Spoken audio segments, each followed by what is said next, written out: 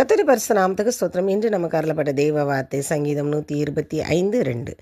பர்வதங்கள் எருசலேமை சுற்றிலும் இருக்குமா போல் கர்த்தர் இது முதல் என்றென்றைக்கும் தம்முடைய ஜனத்தை சுற்றிலும் இருக்கிறார். இந்த வசனத்தில் கர்த்தர் என்ன நம்மளுக்கு சொல்லி கொடுக்குறாங்கன்னா, எருசலேமை சுற்றி பர்வதங்கள் இருக்குது. பர்வதங்கள்னால் மலைகள்.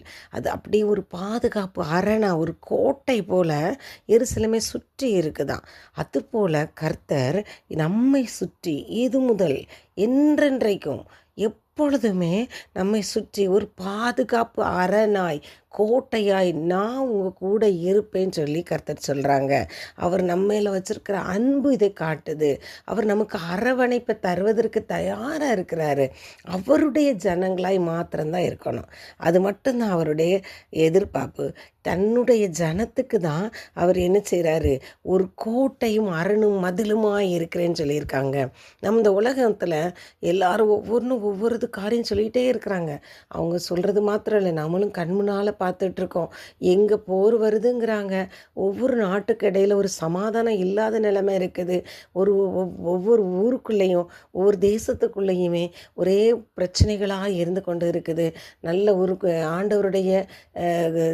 ஆண்டவருடைய செயலுக்கு எதிரான காரியங்கள் எல்லாமே தேசத்துக்குள்ளே நடந்து கொண்டு இருக்குது.